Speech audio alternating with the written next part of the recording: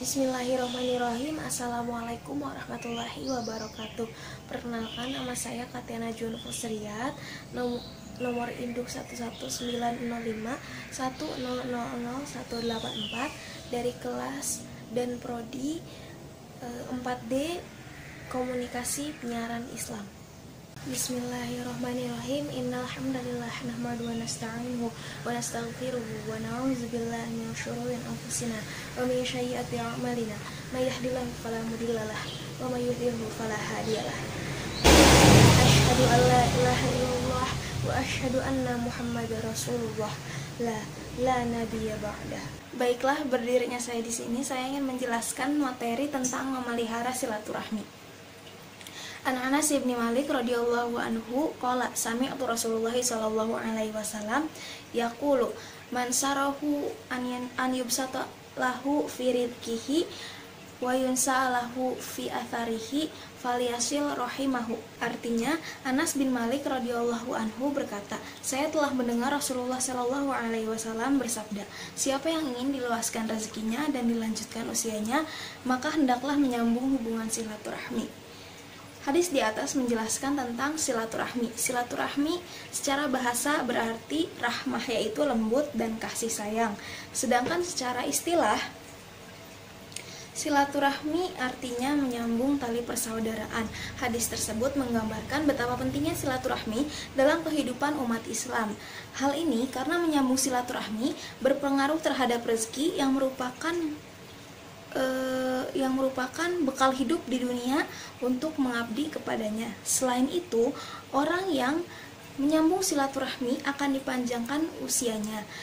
Maksudnya dipanjangkan usianya di sini adalah dikenang selamanya. Begitu pula pernyataan bagi mereka yang suka silaturahmi akan dipanjangkan usianya adalah sangat logis.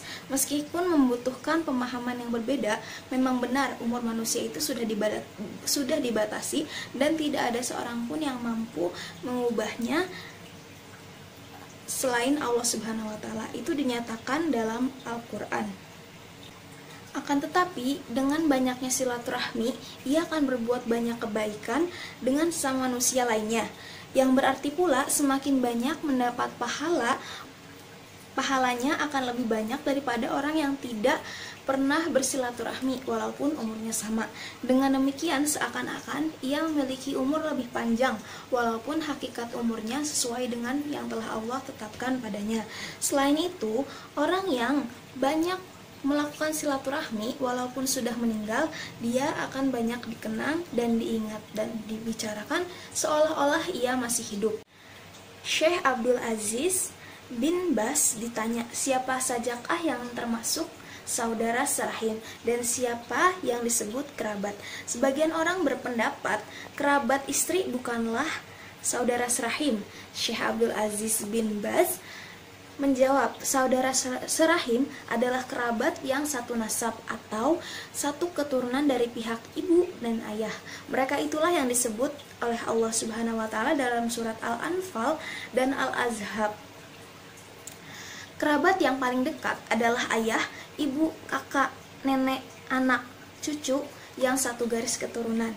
Kemudian, kerabat yang lebih dekat selanjutnya adalah saudara laki-laki dan anak-anaknya, paman dan bibi dari pihak ayah dan ibu, serta anak-anak mereka. Bagaimana disebutkan dalam hadis sahih bahwa Nabi SAW ditanya seseorang, wahai Rasulullah, siapakah yang harus saya hormati? Rasulullah menjawab, ibumu. Orang tersebut bertanya, kemudian siapa lagi? Rasulullah menjawab, ayahmu, kemudian orang yang dekat denganmu. Selanjutnya, keutamaan dari silaturahmi. Yang pertama adalah menghapus dosa. Ibnu Umar radhiyallahu anhu meriwayatkan bahwa seseorang datang kepada Nabi Shallallahu alaihi wasallam lalu berkata, sesungguhnya saya telah melakukan dosa besar. Apakah saya masih dapat bertaubat? Nabi Shallallahu alaihi wasallam bertanya, apakah kamu masih mempunyai ibu? Ia menjawab, tidak. Nabi pun bertanya, apakah kamu mempunyai bibi dari pihak ibu? Dia menjawab, ya. Nabi bersabda, berbuat baiklah kepadanya. Hadis riwayat Tirmizi dan Hakim. Yang kedua adalah menambah rezeki dan umur panjang. Ali bin Abi Thalib radhiyallahu anhu meriwayatkan bahwa Rasulullah Shallallahu alaihi wasallam bersabda, siapa yang senang dipanjangkan umurnya, diluaskan rezekinya, dan dihindarkan dari kematian yang buruk, bertakwalah kepada Allah dan sambunglah silaturahmi.